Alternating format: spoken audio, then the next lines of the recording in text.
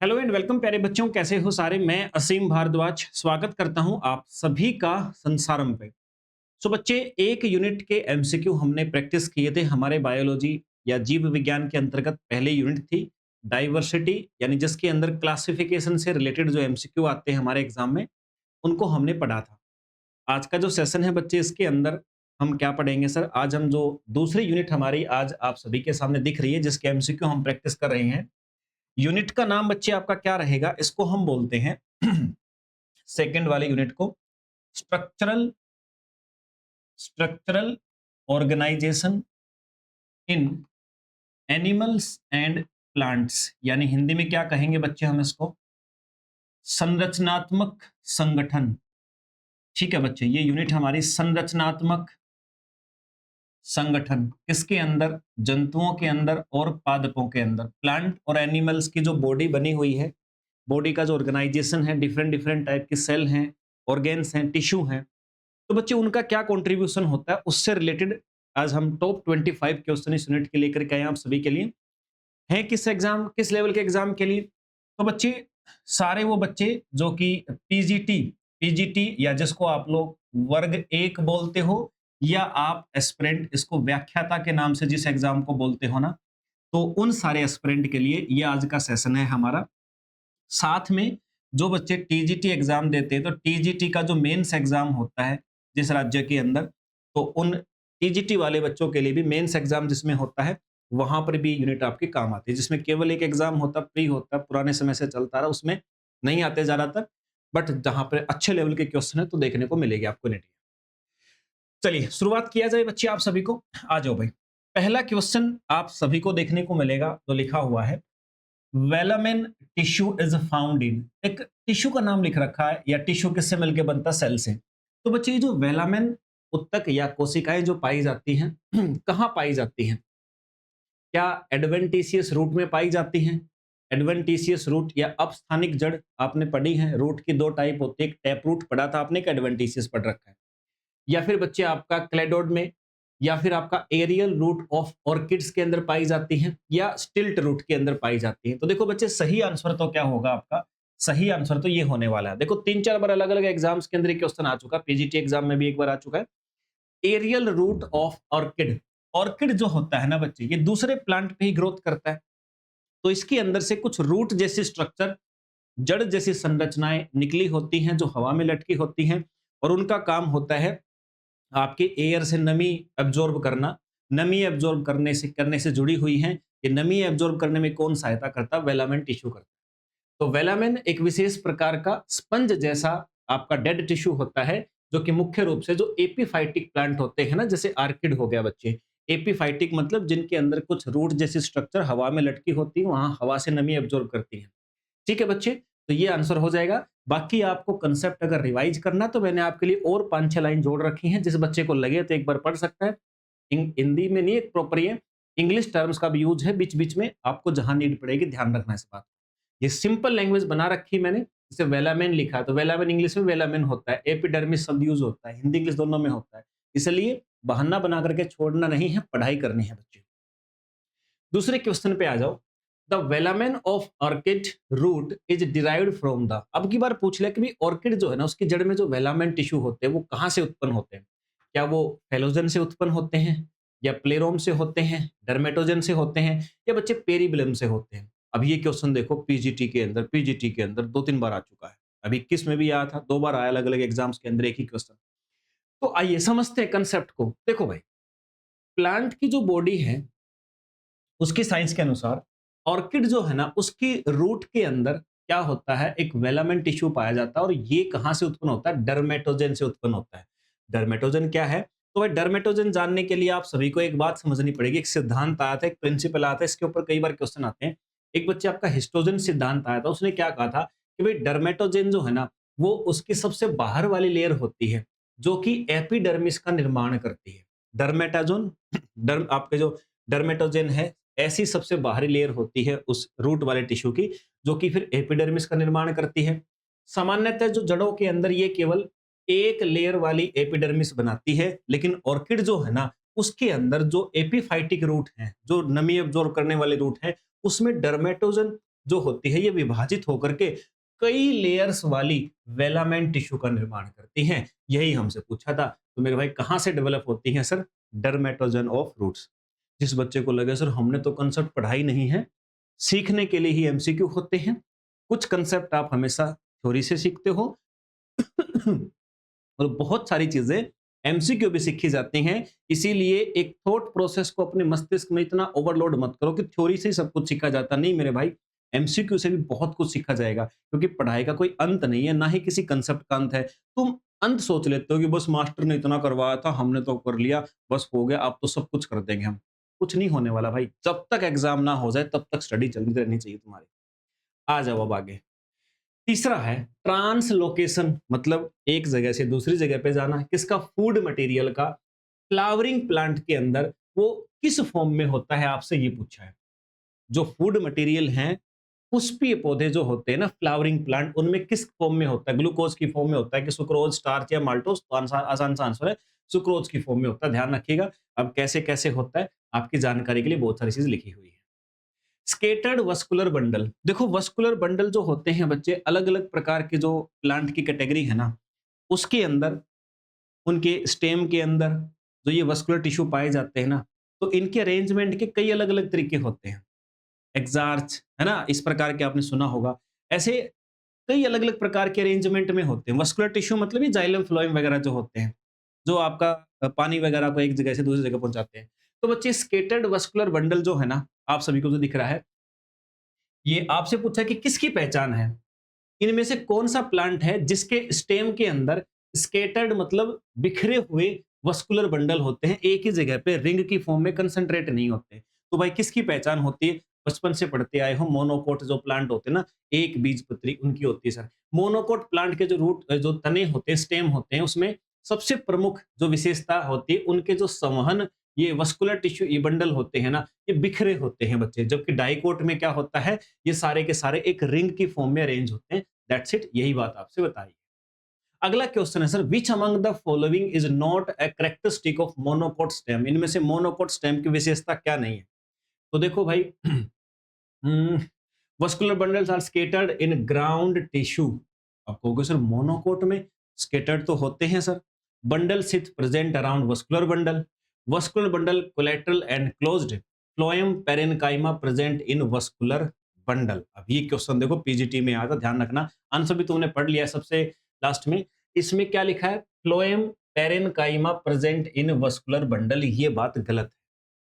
Phloem parenchyma क्या होती है? देखो मेरे भाई, जाइलम फ्लोएम जो होते हैं, आपने स्टडी करी होगी। जाइलम भी 4 प्रकार के सेल से बनता है, फ्लोएम भी बनता है।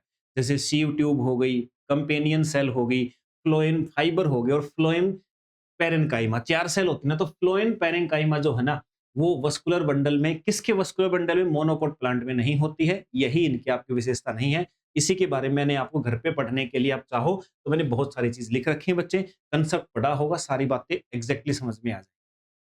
जो बच्चा अभी एचटेट का एग्जाम होने वाला है नेक्स्ट मंथ में, उसकी तैयारी करना चाहता है, ये कंप्लीट बैच आप सभी को संसार मैप पे मिल जाएगा। पूरे लेक्चर, पूरी बायोलॉजी के एक साथ आपको मिल जाएंगे बच्चे।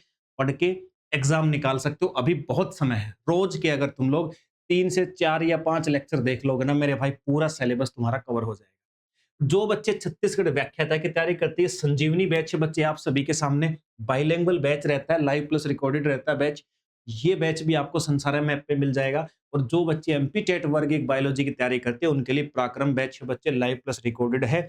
ये पात्रता परीक्षा के लिए ये भी आपको मिल जाएगा। सब कुछ मिलेगा संसार मैप पे। और भाई तुम किसी भी राज्य के पीजीटी एग्जाम की तैयारी कर रहे हो ना, कोई भी राज्य का तुम्हारा पीजीटी एग्जाम है, पोस्ट ग्रेजुएट टीचर, 11वीं 12वीं के टीचर, ये एक बुक आप लगा लोगे ना, मैं कहता हूं मेरे भाई, खुद से इतना कॉन्फिडेंस आपको हो जाएगा कि मैंने क्या सीख लिया। लगभग लगभग इसके अंदर 1500 से 1700 क्वेश्चन बुक के अंदर मिलेंगे बच्चे। और सारे क्वेश्चन मतलब एक लेवल से लेकर के हायर लेवल तक के सारे जो एग्जामों में, जो आपके लेवल के एग्जाम्स में क्वेश्चन आए ना, सारे इस बुक में मिलेंगे। इवनली मैं जो आपको प्रैक्टिस करवा रहा हूं ना, ये क्वेश्चंस और एक्सप्लेनेशन भी सारी इसी बुक से उठाई गई है मेरे द्वारा। ध्यान रखना मेरे भाई। तो ये बुक एग्जाम से पहले 2 से 3 बार लगा लो, कल्याण हो जाएगा तुम्हारा। एग्जाम नहीं छूटे हैं। हर एग्जाम जो तुम्हारे लेवल से मैच करता है, इस बुक में मिलेंगे। बुक आप भारत के किसी भी कोने में बैठे हो, आपके घर पे आ जाएगी। संसार मैप पे जाकर के ऑर्डर कर लो, बात खत्म। हम आते हैं अपने काम की चीज पे। छठा क्वेश्चन है the type of phyllotaxy in nerium species. Nerium plant की जो स्पीसीज है उसके अंदर फाइलोटैक्सी, जिसको हिंदी में बोलते हैं पर्ण विन्यास, यानी कि स्टेम के ऊपर जो पत्तियां लगी होती है ना, पत्तियों के लगने के कई तरीके हो सकते हैं। तो एक तरीका होता है, आपसे कुछ तरीके का नाम पूछा है कि भी नेरियम के अंदर जो पत्तियों का अरेंजमेंट होता है वो कैसा होता है।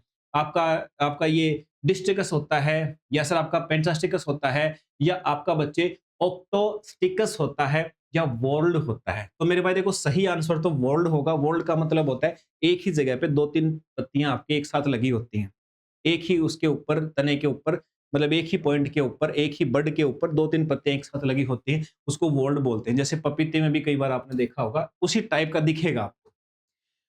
तो फाइलोटैक्सी का मतलब होता है स्टेम के ऊपर या ब्रांच के ऊपर जो पत्तियों के लगने का जो क्रम है ना, उसको कहा जाता है। नेरियम के अंदर क्या होता है, वोल्ड होता है, वोल्ड प्रकार का होता है। इस प्रकार की व्यवस्था में तने के प्रत्येक नोड से दो या उससे अधिक पत्तियां निकलती हैं, है ना। तो यही तरीका होता है, तो वोल्ड आएगा, ध्यान रखना। The other name of phellogen, ध्यान देना भाई, ये जो फेलोजन है ना, इसके बारे में तीन चार क्वेश्चन आप पढ़ोगे आज, एक दो बात यहां पढ़ोगे, डिटेल में आगे क्वेश्चन और आएंगे फिर से पढ़ोगे, पर समझिए फेलोजन को दूसरा नाम होता है वैसे कोर्क कैम्बियम। कैम्बियम आपने सुना है सेकेंडरी ग्रोथ, जब भी प्लांट की सेकेंडरी ग्रोथ का जिक्र आता है तो कैम्बियम शब्द का यूज होता है। कैम्बियम सेल होती हैं जो सेकेंडरी ग्रोथ करवाती हैं और जाइलम फ्लोएम को बढ़ाती हैं। वैसे सेकेंडरी ग्रोथ का मतलब होता है प्लांट के अंदर एक बार कोई टिश्यू बन गया, अब एक बार बनने के बाद भी प्लांट को और चौड़ा होना है और मोटा होना है, तो बच्चे जो पहले से टिश्यू बने हैं ना, जैसे जाइलम फ्लोएम बहुत सारी चीजें होती है, तो उनके अंदर और सेल डिवाइड करके और भी उनकी संख्या बढ़ा देंगी और बच्चे प्लांट आपका और मोटा चौड़ा हो जाता है। सेकेंडरी ग्रोथ के कारण ऐसा होता है बच्चे। कई फंक्शन हो सकते हैं, इसके कंसेप्ट आपने पढ़ा है। तो यहां बता रहा हूं कि बस कोर्क कैम्बियम या फेलोजेंस ये बच्चे आपके सेकेंडरी ग्रोथ में सहायता करते हैं, इन्हीं का नाम होता है, आपस में लिखा भी हुआ है। भाई जो आपका लेटरल पार्श्व विभजोतक का मतलब लेटरल मेरी स्टेम जो सेल होती है ना, उनके रूप में फेलोजन को ही कोर्क कैम्बियम कहा जाता है। ये तने और जड़ की मोटाई बढ़ाने के दौरान जो एपिडर्मिस है ना, उसके फटने पर सुरक्षा के लिए विकसित होती हैं, और फेलोजन बाहर की ओर कोशिकाओं को विभाजित कर फेलम या कोर्क बनाता है, और अंदर की ओर फेलोडर्म या द्वितीयक वलकुट का निर्माण होता है। इन तीनों यानी फेलम, फेलोजन और फेलोडर्म, इनको हम सामूहिक रूप से क्या बोलते हैं, पेरिडर्म कहा जाता है। फेलोजन जो है बच्चे वो द्वितीयक वृद्धि का एक अनिवार्य हिस्सा, पहले ही बता चुका बात। आठवां क्वेश्चन है abnormal secondary growth is observed in. असामान्य रूप से सेकेंडरी ग्रोथ मतलब उस कैटेगरी के प्लांट में नॉर्मली सेकेंडरी ग्रोथ नहीं होती है। कोई प्लांट है जिसमें अपनी कैटेगरी के बाकी प्लांट से अलग हो भी रही है और बिल्कुल डिफरेंट टाइप से हो रही है बच्चे, तो ये आंसर क्या आएगा इसका, सीधा सा आंसर है बच्चे हमारा ड्रेसिना, है ना। एक बीज पत्री प्लांट होता है, इसमें कैम्बियम नहीं होता सामान्यतः, मतलब उसमें सेकेंडरी ग्रोथ नहीं होती है बच्चे, लेकिन ड्रेसिना के अंदर होती है, थोड़ी नॉर्मल तरीके से होती है, ध्यान।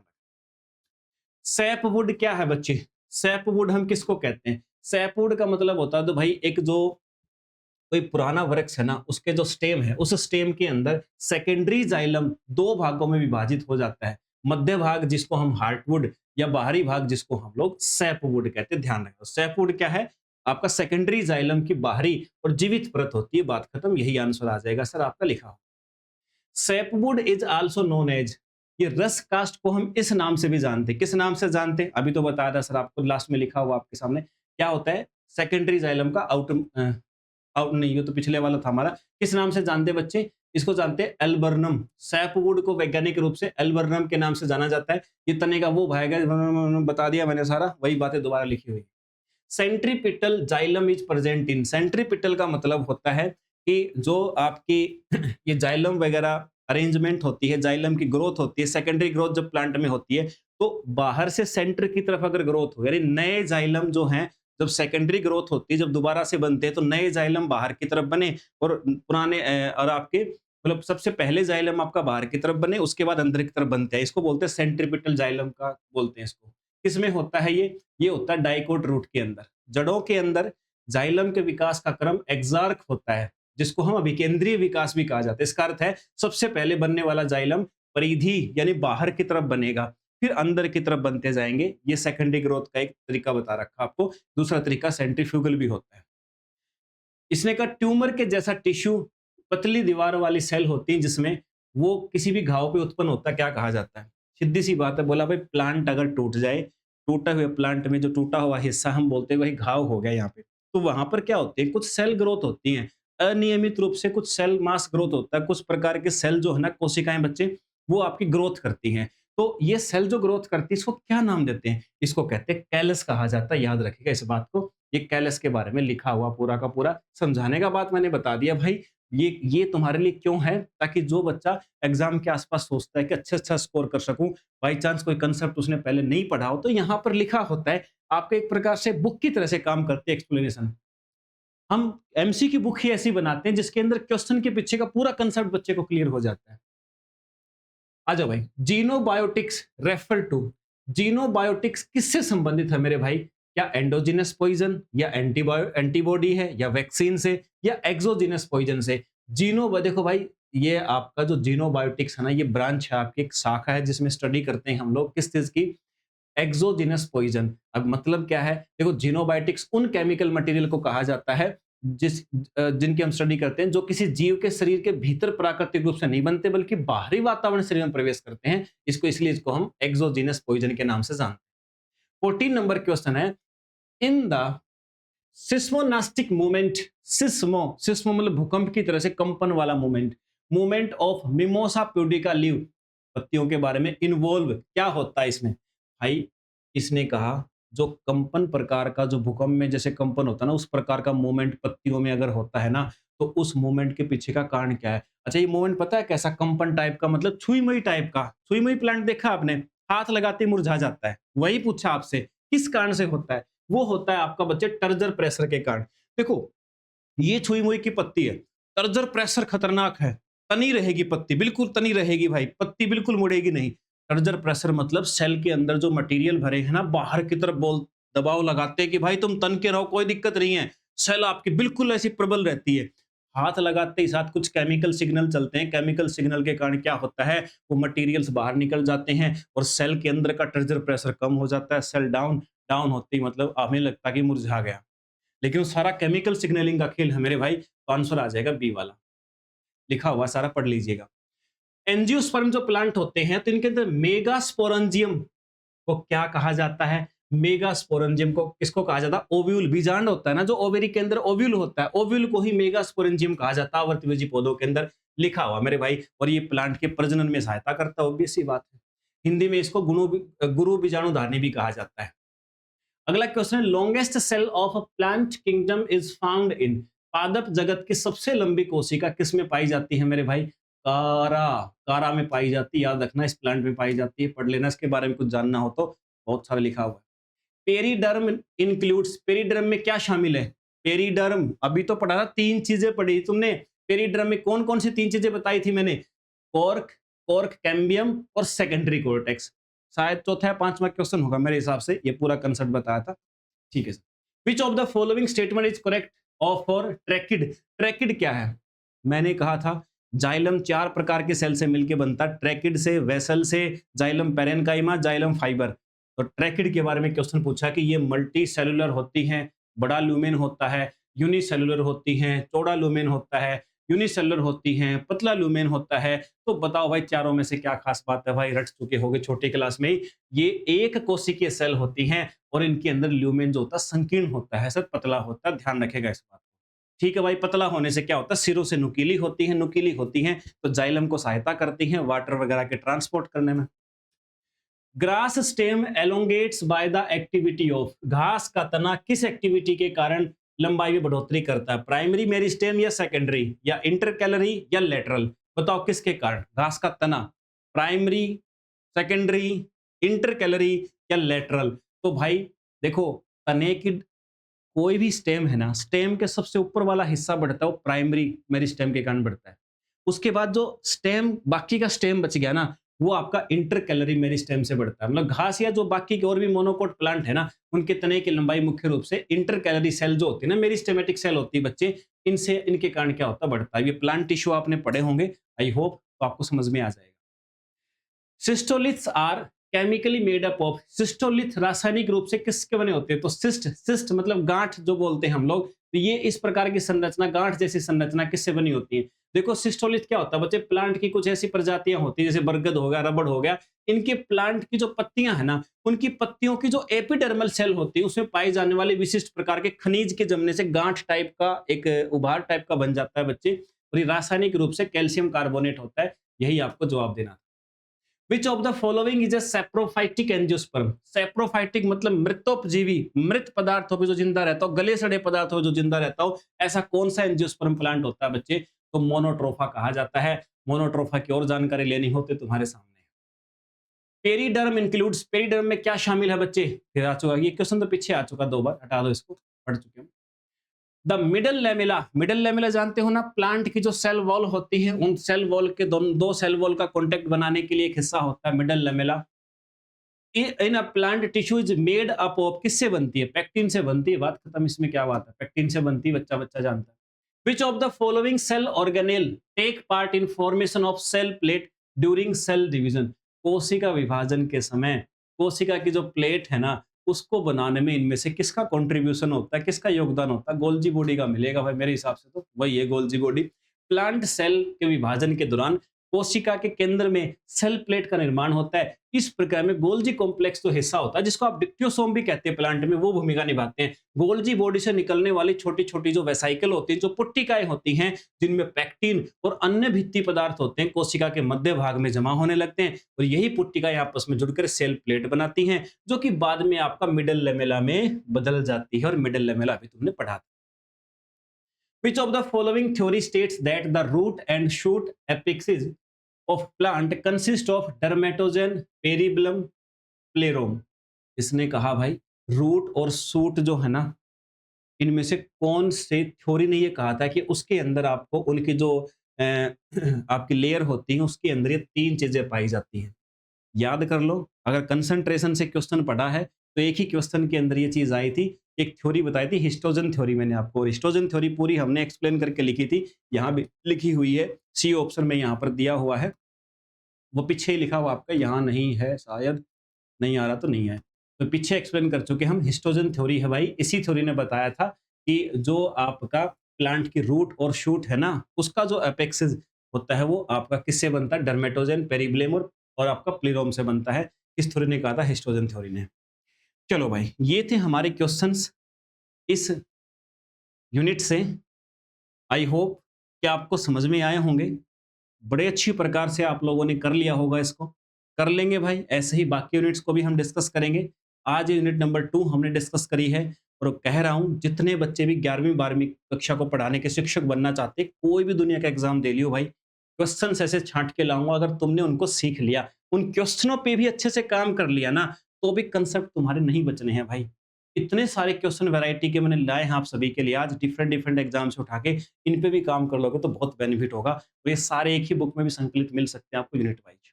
चलिए बच्चे, तो आप सभी अपनी प्रिपरेशन को और ज्यादा बेहतर अगर चाहते हैं बनाना, संसारम एप्लीकेशन डाउनलोड कीजिए। मिलते हैं दोबारा आपसे किसी दूसरे सेशन में। जय हिंद।